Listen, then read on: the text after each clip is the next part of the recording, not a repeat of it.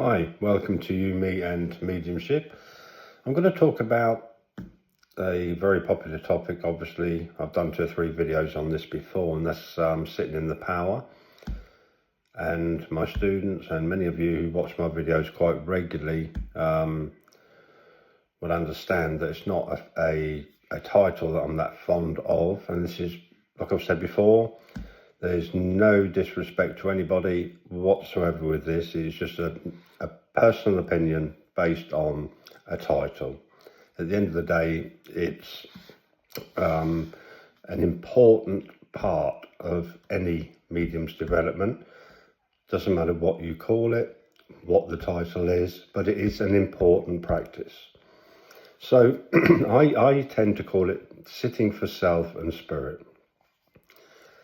So I just want to really underline not only the importance of this practice, but I also want to talk about the different aspects behind sitting for self and spirit, the different parts to it. Because many people are under the misconception really that this is purely for spirit contact, that it's a practice that we do purely to communicate with spirit world.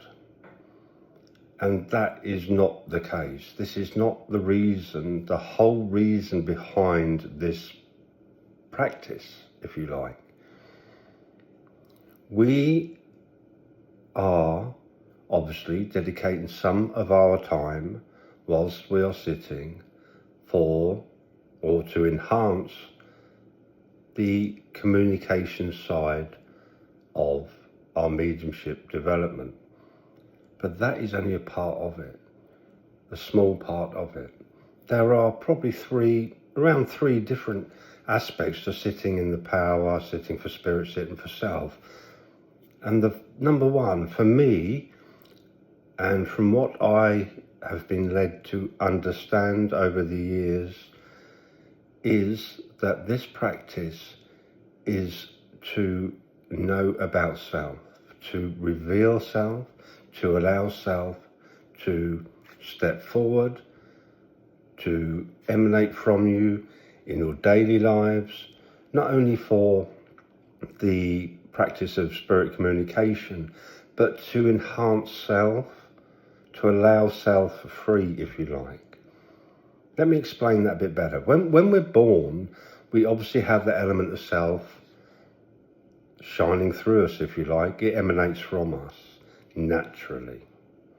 And as time goes on, that element of self, unfortunately, starts to get buried away. And it's purely because of the world we live in, because of the way we've created things for ourselves now, how difficult we've made things.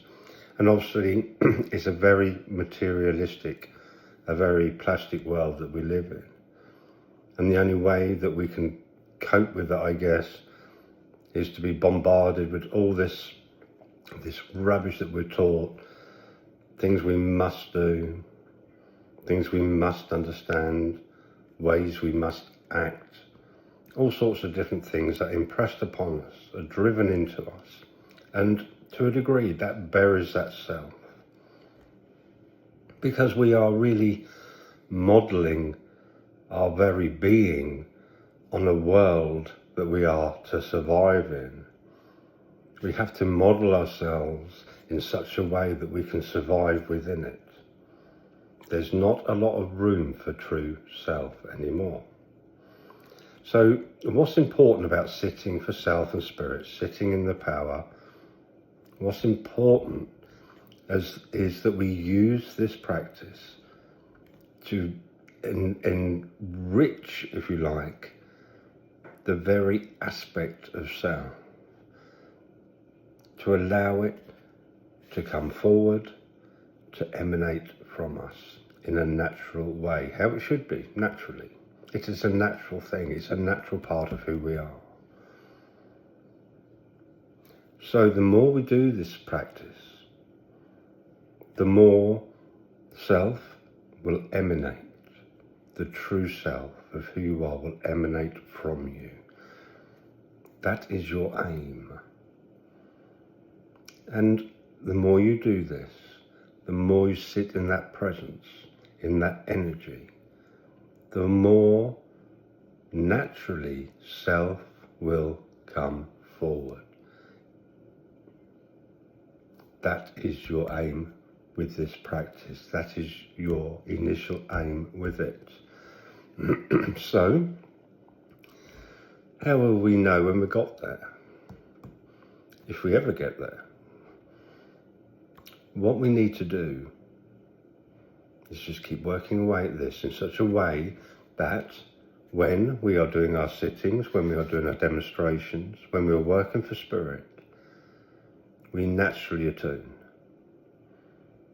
We do not sit in the power for 20 minutes or sit for self and spirit for 20 minutes before every reading.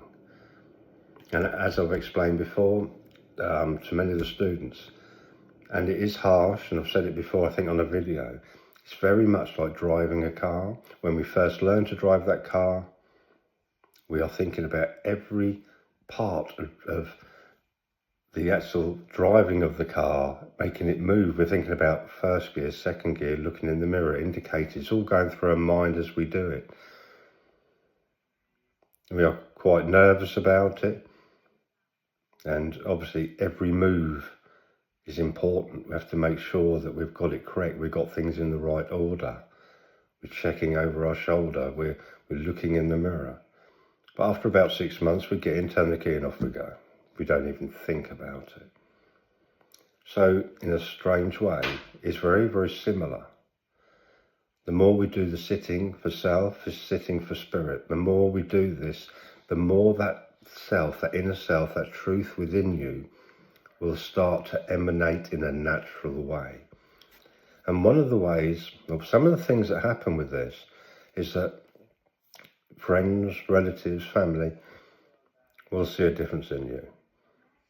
They will not be able to put their finger on it. They will not be able to tell you exactly what it is that they are sensing from you, but they will see that there is a change.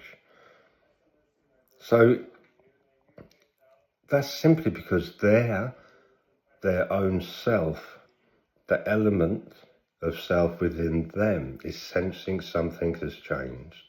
Something is different in you. And you will notice it yourself in certain ways. There'll be things that maybe you used to worry about, but now you don't. There will be things that you didn't worry about at all, and now you do. There will be things that you don't like doing that you used to love doing. There'll be certain negative things that will hit you quite hard.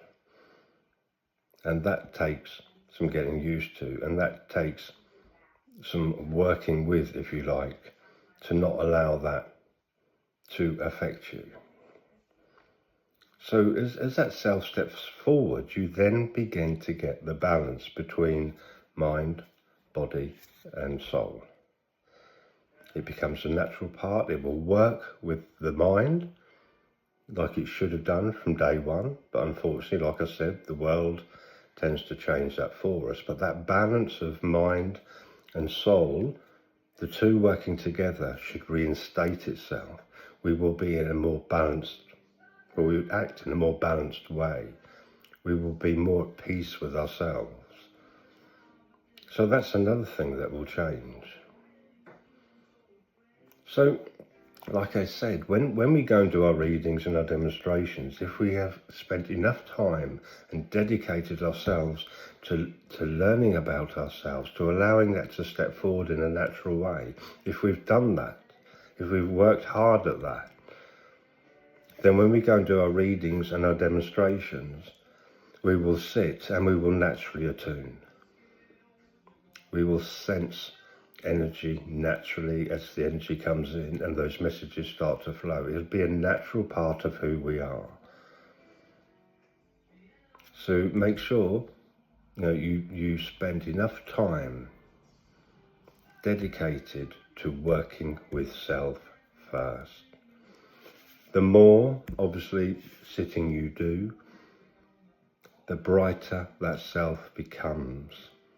the stronger that energy from self emanates from you. And that is what spirit will work with. That is what spirits sense, that is what spirits see, that is the light of self emanating, that is what they will merge with. They do not merge with any imaginary light shooting out the top of your head or out of your chest. Believe me, that is pure fiction.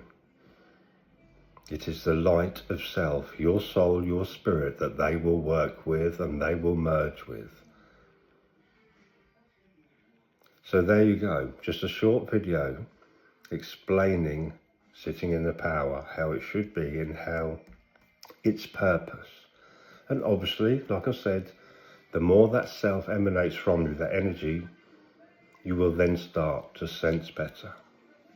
You will sense spirit more so whilst you are sitting.